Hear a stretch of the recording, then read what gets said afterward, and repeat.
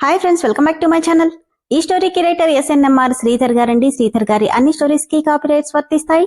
ఆయన పర్మిషన్ లేకుండా యూట్యూబ్ లోనే కాదు, మరే ఇతర సోషల్ మీడియా నెట్వర్క్ లో కూడా ఆయన స్టోరీస్ ని అప్లోడ్ చేయడానికి వీల్లేదు. దయచేసి అలా చేయకండి ఫ్రెండ్స్. అలా చేస్తే లీగల్ గా చాలా ప్రాబ్లమ్స్ ఫేస్ చేయాల్సి వస్తుంది. అలానే ఈ స్టోరీస్ చదువుతున్న వాళ్ళైనా వింటున్న వాళ్ళైనా మీరు మరే ఛానల్లోనైనా శ్రీధర్ గారి స్టోరీస్ ని చూసినట్లయితే వెంటనే నాకు కామెంట్ బాక్స్ లో మెసేజ్ చేయండి. ఇది పూర్తిగా రైటర్ శ్రీధర్ గారి ఛానల్ అండి. కేవలం ఆయన స్టోరీస్ మాత్రమే ఇందులో ఉంటాయి. కానీ కొంతమంది పేర్లు మార్చి వేరే ఛానల్స్ లో ఆయన స్టోరీస్ ని అప్లోడ్ చేస్తున్నారు. మీరు అలా చూసినట్లయితే నాకు మెసేజ్ చేయండి. ఇక లేట్ చేయకుండా వీడియోలోకి వెళ్ళిపోదాం ఫ్రెండ్స్. ఎస్ఎన్ఎంఆర్ శ్రీధర్ గారు రాసినటువంటి శిఖర 66వ భాగం. మమ్మీ, నువ్వు టిఫిన్ చేయలేదేంటి అని సుధీప్ అడిగితే, ఈరోజు ఉపవాసం నాన్నా అని చెప్పింది సంధ్య. నీకెన్నిసార్లు చెప్పాను సంధ్య, ఇలా పూజలు ఉపవాసాలు మానేయమని. అబ్బా, ఒక్క పూటేలేండి. కానీ ఆంటీ, మీరీ పూజలు ఉపవాసాలు ఎవరికోసం చేస్తారు అని అడిగింది సుజీ. నా కుటుంబం కోసం, మీ అందరి కోసం. ఏం కాదులేండి, మీరు అబద్ధం చెప్తున్నారు అని కుమార్ అంటే, అవును, మీ ఆంటీ ఏం చేసినా ముద్దుల కొడుకు కోసమే చేస్తుంది అని అన్నాడు శరత్. కరెక్ట్ అంకుల్ అని వెంకీ అంటే, ఆ కొడుక్కి మాత్రం అంత సీన్ లేదు అని. ఎక్కడ రావాడు, పొద్దున్నే టిఫిన్ కూడా చేయకుండా ఎక్కడికి తగలడ్డాడు అని సీరియస్గా అడిగాడు శరత్. చచ్చాను అనుకున్న వెంకీ అంటే, అంకుల్ అది మళ్ళీ ఆ ఫ్రెండ్ దగ్గరికే వెళ్ళాడా? అవునంకుల్, కరెక్ట్గా చెప్పారు అన్నాడు కుమార్. అసలెవర్రా ఆ ఫ్రెండు? చూడపోతే ఫ్రెండ్లా లేడు, వీడికి గర్ల్ ఫ్రెండ్లా ఉన్నాడు, ఎప్పుడు చూసినా వాడి చుట్టే తిరుగుతున్నాడు అనగానే ముగ్గురు మొహాలు చూసుకున్నారు. అంటే అంకుల్, పాపం హెల్త్ బాలేదు కదా, అందుకని ఇంట్లో వాళ్ళని కూడా వదిలేసి ఇలా తిరుగుతుంటాడా? నిజమే డాడ్, నేను ఇక్కడికి వచ్చిందే అన్నయ్య కోసం, తను మాత్రం నన్ను అసలు పట్టించుకొని కూడా పట్టించట్లేదు అని సుదీప్ బాధగా అంటే, అబ్బా సర్లేండి, ఎప్పుడు చూసినా వాణ్ణి ఏదో ఒకటి అంటూనే ఉంటారు, మంచి పని కోసమే కదా వెళ్ళాడు అంది సంధ్య.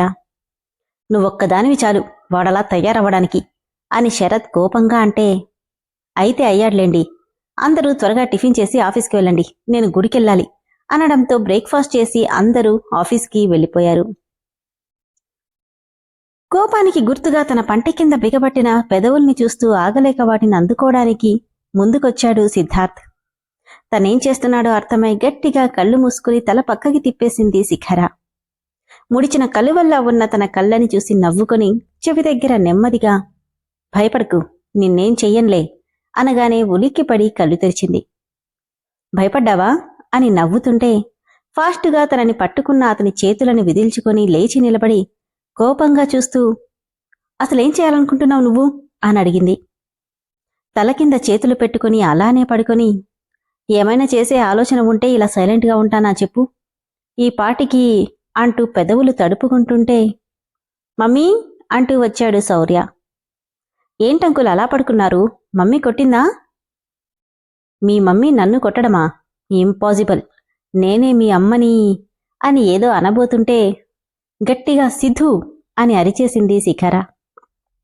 ఏం చేశారంకుల్ మమ్మీని? ఏం చేశానంటే అని ఏదో చెప్పబోతూ శిఖర వైపు చూశాడు సిద్ధార్థ్. కంగారుగా తన వైపే చూస్తుంటే, చెప్పండి అంకుల్. అదే, కొట్టకుండా గట్టిగా చేతులు పట్టుకున్నా, దాంతో మీ మమ్మీ వదిలేసింది. పోనీలండి, మా మమ్మీ కొడితే చాలా గట్టిగా తగులుతుంది, మీరు సేవ్ అయ్యారు అన్నాడు శౌర్య. అవునవును, మీ మమ్మీ కొడితే చాలా గట్టిగా తగులుతుంది, నాకెందుకు తెలీదు అంటూ తన చెంపదెబ్బని గుర్తు చేసుకున్నాడు.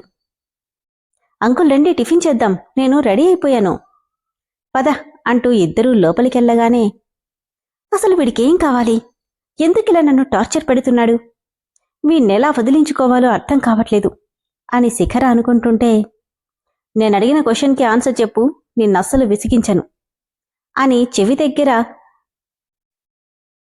గా చెప్పి లోకల్కి వెళ్ళిపోతుంటే, ఇడియట్ అని తిట్టుకుంటూ తను లోపలికెళ్ళింది శిఖర. శౌర్యని సిద్ధు స్కూల్కి తీసుకెళ్లిపోవడంతో ఆఫీస్కి బయలుదేరిన శిఖర గుడికెళ్లి ఆఫీస్కి వెళ్దామని గుడి ముందు ఆగి లోపలికెళ్ళింది. దేవుడికి భక్తిగా నమస్కరించి, స్వామి, ఇప్పటిదాకా నువ్వు నాకేమీ ఇవ్వలేదు, ఇవ్వమని నేను నిన్నే రోజు అడగలేదు, కనీసం నన్నెందుకు ఇలా అనాథగా చేశావని కూడా నిన్ను నేనే రోజు నిందించలేదు, కాని నా జీవితంలో గాని నా మనసులో గాని ఎవ్వరికీ చోటివ్వాలనుకోవడం లేదు. నేను, నా బిడ్డ, ఇది నా జీవితం, ఇలానే ఉండనివ్వు, ఇంకెవ్వరూ మాకొద్దు అని కకావికలమైన మనసుతో వచ్చింది కాస్త తన మనసులో ఉన్నదంతా చెప్పుకోగానే మనసు కాస్త స్థిమితపడ్డట్టు అనిపించి తీర్థప్రసాదాలు తీసుకొని వెళ్ళిపోతుంటే అదే గుడిలో ప్రదక్షిణలు చేస్తున్న సంధ్య రాత్రి నుండి ఏమీ తినకపోవడం వల్ల కళ్ళు తిరిగి పడిపోయింది. బయటికి వెళ్తున్న శిఖర సంధ్యని చూసి తను పడకముందే 2 చేతులతో తనని పట్టుకుంది. మేడం, మేడం అంటూ చెంపల మీద తడుతూ ఇలా రండి అంటూనే పక్కకి తీసుకెళ్లి మెట్ల మీద కూర్చోబెట్టి తన హ్యాండ్ బ్యాగ్లో ఉన్న బాటిల్తో ముఖం తుడిచి నీళ్లు తాగించింది. అప్పటిదాకా మస్కగా కనిపిస్తుంది కాస్త కొద్దిగా నీళ్లు ముఖం మీద పడగానే రిలాక్స్గా అనిపించింది సంధ్యకి. మేడం, ఇప్పుడెలా ఉంది, బానే ఉన్నారా అని కంగారుగా అడుగుతుంటే శిఖర వైపు చూసి నవ్వుతూ బానే ఉందమ్మా, థ్యాంక్స్ అంది. నవ్వి ఉన్నట్టుండి స్పృహ తప్పబోయారు. ఏమైంది, ఏం తినకుండా ఉపవాసం చేస్తున్నారా? నీకెలా తెలుసమ్మా? గుళ్ళో కళ్ళు తిరిగాయంటే రీజన్ అదొక్కటే అంటూ తన లంచ్ బాక్స్ ఓపెన్ చేసి రోటీ కర్రీ సంధ్య నోటికి అందిస్తూ తినండి అంది. అయ్యో వద్దమ్మా.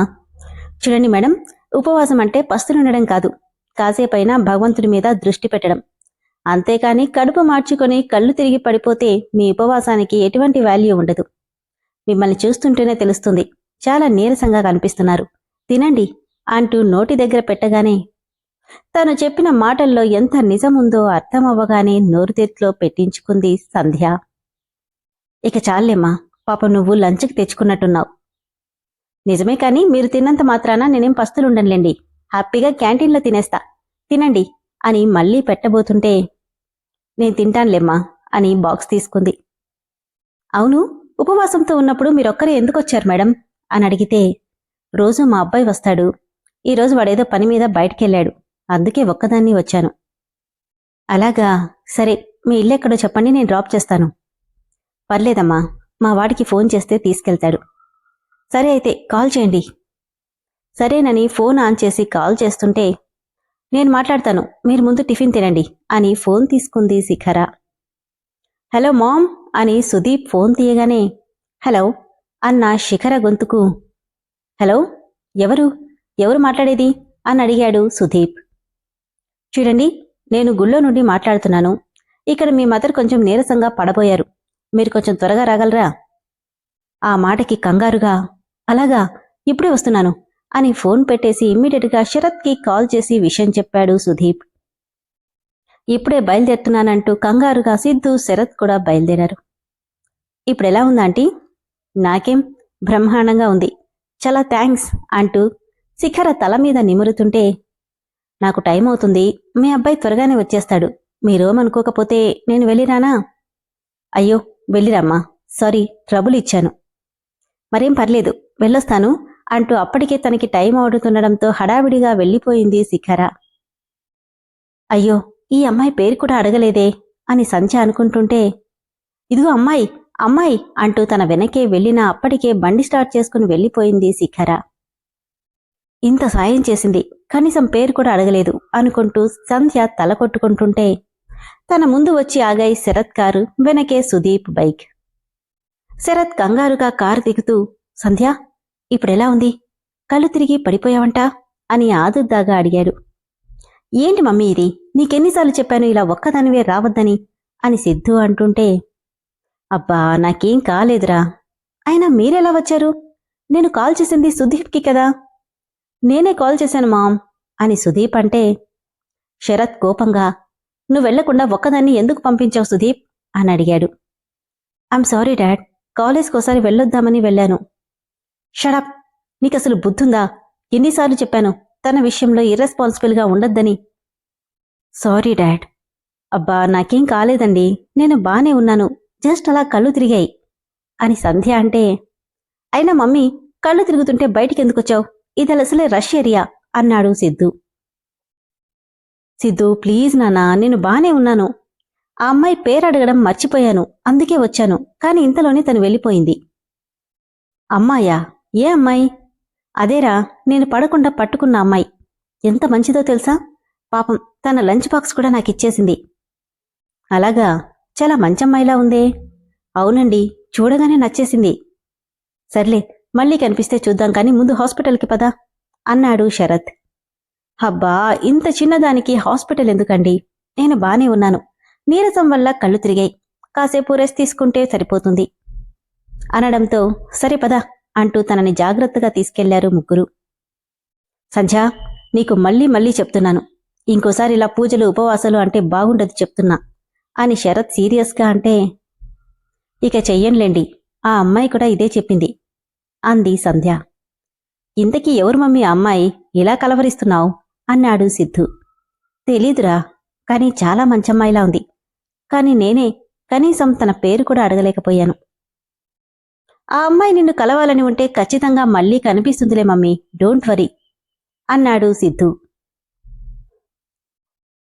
మరోవైపు తిరుపతి ఆర్ఫనేజ్ వాళ్ళిచ్చిన అడ్రస్ పట్టుకుని వెళ్లిన దయాకర్కి శిఖర పేరు చెప్పగానే అక్కడ పనిచేసేవాళ్లే కాకుండా ఆయాలు కూడా చాలా తేలిగ్గానే గుర్తుపట్టారు. ఏంటి, మీకు తను తెలుసా? చాలా బాగా తెలుసు. ఆ అమ్మాయి చదువంతా ఇక్కడే జరిగింది. దయాకర్ మెరిసే కళ్లతో అలాగా అంటే, కానీ లాస్ట్ ఇయర్ మాత్రం అంటూ ఆగారు అందరూ. ఏమైంది? మిమ్మల్ని అడిగేది, ఏమైంది? లాస్ట్ ఇయర్లో ఉన్నప్పుడు కాలేజ్లో ఏదో పెద్ద ఇష్యూ జరిగింది. ఏం జరిగింది? ఒక రాత్రంతా తను హాస్టల్కి కూడా రాలేదు. మరుసటి రోజు వచ్చింది. అప్పుడున్న వార్డెన్ కేకలేశారు. తర్వాత 2 రోజులు తను ఎవరితోనూ మాట్లాడకుండా మూడీగా ఉండిపోయింది. 4 రోజుల తర్వాత ఎవరో ఒకతను వచ్చి తనకి ఉద్యోగం వచ్చిందని, శిఖర బాధ్యత మొత్తం తనదేనని ఆ అమ్మాయిని తనతో పాటు ఇంకో అమ్మాయిని కూడా తీసుకెళ్లిపోయాడు. ఎవరతను అని దయాకర్ అడిగాడు. తెలీదు, అప్పుడప్పుడు ఆ అమ్మాయి కోసం వస్తుండేవాడు. వాళ్ళిద్దరూ చిన్నప్పటి నుండి అనాథాశ్రమంలోనే పెరిగారంట. అతనే వచ్చి తీసుకెళ్లిపోయాడు. వాళ్ళు వెళ్లిన తర్వాత తెలిసింది అసలు సంగతేంటో. ఏం తెలిసింది? ఆ అమ్మాయి మీద రేపటం జరిగిందంట. కాని తన పేరు మాత్రం బయటికి రాలేదు. ఇక్కడుంటే ఎలాగైనా తెలుస్తుందని ఇక్కడి నుండి ఆ అబ్బాయి తీసుకెళ్లిపోయాడట. రేపటం జరిగిందా అని షాక్ అయ్యాడు దయాకర్. అది నిజమో అబద్ధమో తెలీదు, కాని తనతో చదివే వాళ్ళంతా ఇదే చెప్పుకున్నారు. వాళ్ళెక్కడికి వెళ్ళింటారో మీకేమైనా తెలుసా అని అడిగాడు దయాకర్. అంత కరెక్ట్గా తెలీదు, కాని బెంగుళూరు అని చెప్పినట్టు గుర్తు. ఇది జరిగి 6 సంవత్సరాలైంది. ఇప్పుడెక్కడుందో తెలీదు. నాకప్పుడప్పుడు గుర్తొస్తుంది అమ్మాయి, చాలా మంచిది అన్నారు ఆ అనాథాశ్రమంలో వాళ్ళు. తన ఫోటో ఏమైనా ఉందా అని ఆతృతగా అడిగాడు దయాకర్. ఇదిగో అంటూ అప్పటి శిఖర ఫోటో చూపించారు వాళ్ళు. ఆశ్చర్యంతో చూస్తుండిపోయారు దయాకర్. నిన్ను చూస్తుంటే ముమ్మూర్తులా మీ అమ్మని చూస్తున్నట్టే ఉంది శిఖర. నేను వెతికేది నీకోసం మాత్రమే కాదు, నీ ద్వారా మీ అమ్మ మీద పగ సాధిస్తాను అనుకుంటూ తన ఫోన్లో ఫోటో తీసుకున్నాడు దయాకర్. బెంగళూరులో వెతకడం అంత ఈజీ కాదనుకుంటా అన్నాడు ఆర్ఫనేజ్ వాళ్ళు. ఎక్కడో మొదలుపెట్టి ఇక్కడి దాకా వచ్చాను. ఖచ్చితంగా తనెక్కడుందో తెలుసుకునే తిరతానంటూ అక్కడి నుండి వెళ్ళిపోయాడు దయాకర్. విన్నారు కదా ఫ్రెండ్స్, స్టోరీ అయితే చాలా బాగుంది కదా. మొత్తానికి సంధ్య, శిఖర ఇద్దరూ కూడా మీట్ అయ్యారు. కానీ ఎవరు ఏమవుతారో అన్నది తెలియదు. సంధ్యలో మాత్రం శిఖర మీద మంచి ఒపీనియన్ బిల్డ్ అయింది.